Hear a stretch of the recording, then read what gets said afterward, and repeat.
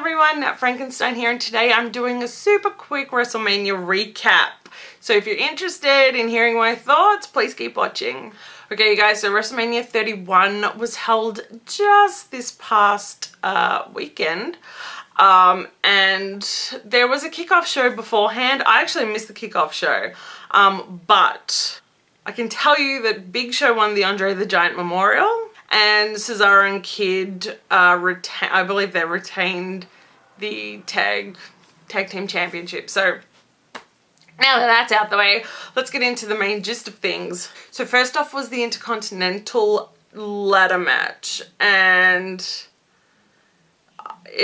so I wasn't totally into this match. There was a lot of great moments during it, and I think that it was executed really well.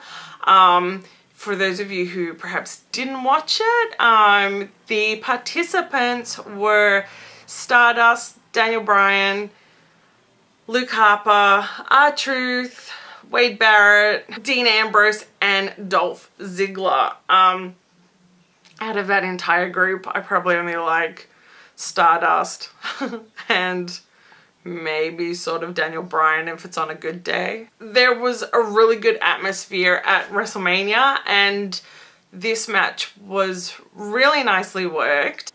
Dean Ambrose took a bit of a wonky looking powerbomb outside the ring onto some ladders.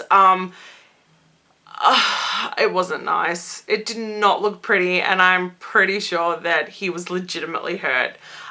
Which is a shame. But, you know, I mean, these things happen in wrestling, so what can you do? And Daniel Bryan won. So he is the new Intercontinental Champion. And I think that's what most of the fans wanted. Like I said, I didn't really, whatever. I kind of knew Daniel Bryan would win. You know how things are just predictable? That was one of those kind of matches, but I thought it was a really great way to start off WrestleMania. Next up was Randy Orton versus Seth Rollins, and let's just sum up this entire match with a couple of short words. Best RKO ever. I mean, I don't think I've ever seen anything like it. It was literally Seth Rollins going for a curb stomp, but got like skybound. I mean, he was like right in the air. He was all up in the air. And then Randy Orton grabbed him and RKO'd him, and it was the greatest thing ever, and that was the highlight of that match. No joke. The energy from not only both wrestlers, but the entire crowd was electric. And I know they use electric a lot as like a description of wrestling, but it really, really was. And the crowd just stayed vivid throughout the entire match. Randy Orton came out victorious. However, Seth Rollins was still the holder of the Money in the Bank. So he kind of it didn't really affect him anyway, despite the fact that he lost. Next up was Sting versus Triple H, and this was one of the matches that I was really looking forward to. I was a little bit surprised that it was kind of mid-card. I, for one, thought that it would have been possibly the match before the main event, but that wasn't the case, and I guess it didn't really matter. But anyway, let's talk about those intros. Those intros, though. I mean, I wasn't sure whether to be excited about it or embarrassed about it. I mean, Sting's wasn't too bad. Like, you know, the drummers and all that. That was kind of cool. And I understand that Arnold Schwarzenegger just got inducted into the Hall of Fame, and that the new Terminator movie's coming out and everything. But Triple H and his, you know, get up. Just no. That said, I wouldn't mind having some of those Terminator endoskeletons in my house. They were amazing. And I did like the little cameo that Arnold Schwarzenegger had in the intro video. So that was kind of cool. Sting actually lost this match, and I was watching this with my boyfriend and I kind of turned to him and just went, what the fuck? I didn't get it. I didn't understand why they bothered bringing him back if they were going to lose, if they were going to make him lose. I mean, it just seems redundant. You know what I mean? Whatevs. I was just like, Triple H always got to win, whatever. I did love the surprise that I was not expecting.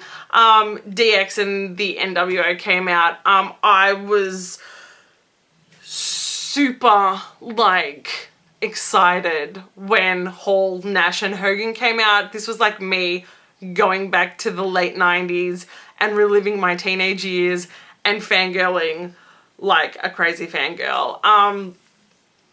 It was so good. It was nostalgic and I loved it. And I like, okay, so when I was a wrestling fan, when I was a younger wrestling fan, my whole world was the NWO. I loved Hall and Nash. They were just, I'm fangirling. I digress. But, NWO aside, it's always a pleasure to see Shawn Michaels in the ring. Obviously, Shawn came out with DX. I don't care about the rest of DX. I don't care about Road Dogg or Billy Gunn, whatever. I don't care. Was X-Pac even there? Was he with one of them? I don't know. That's how much I just don't care about X-Pac. That's terrible. But I guess when you look at it, I'm pretty sure that most fans wanted Sting to win. But if we look at the match, it's clearly a WWE versus WCW match. And if you look at it like that, I guess you have to back Triple H to be the winner because they're obviously going to push their own brand, not the now defunct WCW. So yeah, I mean, I get it. I still don't like it, but I get it. And I loved the fact that, you know, I mean, a lot of these guys, they're getting on in age.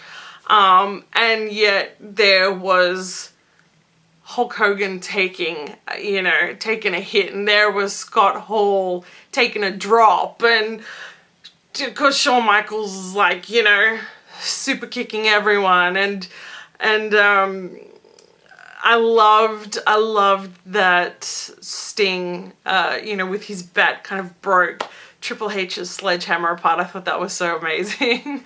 But yeah, it was a great match, and it was definitely my favorite match, I think. I love nostalgia, so it was definitely my favorite. Next up were the Bella Twins versus AJ and Paige. Although this wasn't a bad match, I don't really have too much to say about it. I'm really, really glad though that AJ and Paige, Team Freaking Geek won, because I just don't have that much of an interest with the Bellas. Just no. So anyway, that was that match. Next up was Rusev versus Cena. And sorry you guys, but this was like my toilet break. You know when you know that John Cena's gonna win? That was my whole thought process. I'm like, Cena's gonna win this match hands down. So I was like, make good use of this, go to the toilet. The only cool thing about it was probably Rusev coming out in a tank. So, Cena wins the title. Don't really need to say much more about it. That Cena hate was strong though. Ooh, son, that was funny. Next up was my second favorite thing to happen at WrestleMania. I dubbed it the Rock and Rousey show. Obviously, I won't go into it. Obviously, oh my god, what's her name? Stephanie and Triple H came out and they start blabbing, and then the Rock comes out and they have a confrontation. And Stephanie hits the Rock, and Rousey, Miss Ronda Rousey, is in the crowd, and she comes up and, so if Ronda Rousey wasn't like already the queen bee, and if I didn't already love her as much as I do, what she was wearing that night probably would have just pushed me over the edge, because she was wearing a Dragon Ball Z top that had Vegeta on it and said, "It's over 9,000. Now, for those of you who know me, I fucking love Dragon Ball Z. I love Vegeta. So for her to come out wearing something like that, I was just like, oh, I bow to you, Queen Rousey. She was really entertaining. I love that she judo flipped Triple H, and I'm pretty sure the rest of the world really did want her to put Stephanie into an armbar. Next up was Undertaker and Bray Wyatt. I was really looking forward to this match, and I was really happy that Undertaker looked real good. Like, he looked real healthy, and you know, I thought he did really well. I mean, for someone who only wrestles like once a year, I thought he did okay. I loved, going back to the whole nostalgia thing, I loved that he did a lot of old school kind of moves. And I really love Bray Wyatt as well. I loved the character of Bray Wyatt. And he was just creepy. That backwards spider walk thing, you know, like that Reagan from The Exorcist does, and he does it as well, and it freaks me out. But I actually really enjoyed that match. And I mean, Undertaker won. I was kind of expecting him to win. But I really enjoyed it. I always love when Undertaker comes out at WrestleMania, so that was really cool. Last up was Lesnar versus Roman Reigns. Let me just start off by saying I do not like Brock Lesnar. I don't know what it is about him, and I don't, you know, don't flame me for saying this because, you know, each to their own. This is just my opinion, but I just don't like Brock Lesnar. Having said that, however, the match was super intense. You know, Brock Lesnar pretty much mauled Roman Reigns for the first 15 minutes of the match, and I enjoyed it. I actually really enjoyed it. And Lesnar had his head busted open. I think that may have been a mistake. I don't know, but there was blood, and I guess us old school fans love it when there's blood because we don't really get to see it that often anymore. So that was pretty amazing.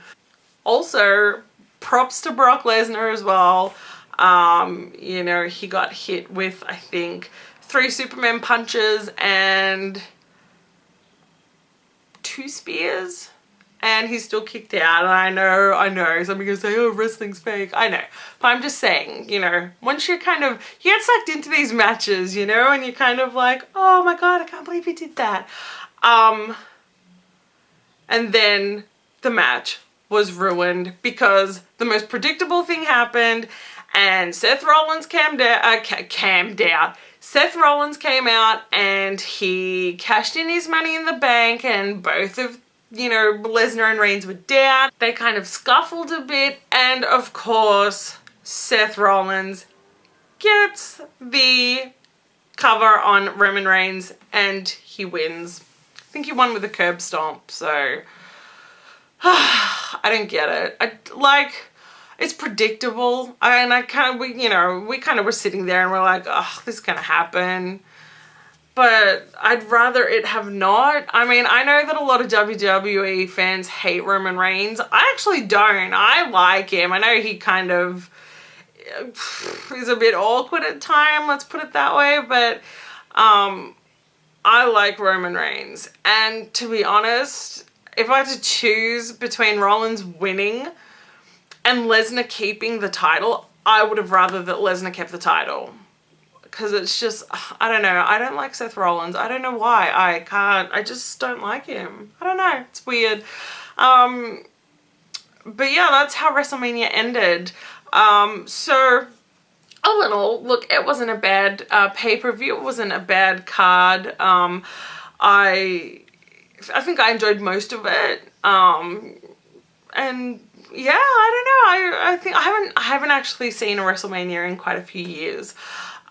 So it was nice to kind of get back into it, and it kind of made me want to go to WrestleMania again, because I went back in 2008, and the atmosphere really is amazing. And again, when I went, it was at the Citrus Bowl, so it was another outdoor arena, and I loved it. I just loved it, and I really want to go back again. And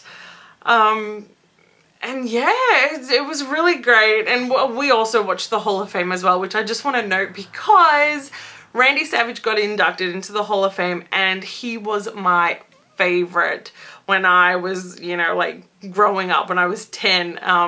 And I first got into wrestling. He was my ultimate favorite. And to see him inducted by his brother, the Genius, it was so moving and so heartwarming. So I thoroughly enjoyed the Hall of Fame as well.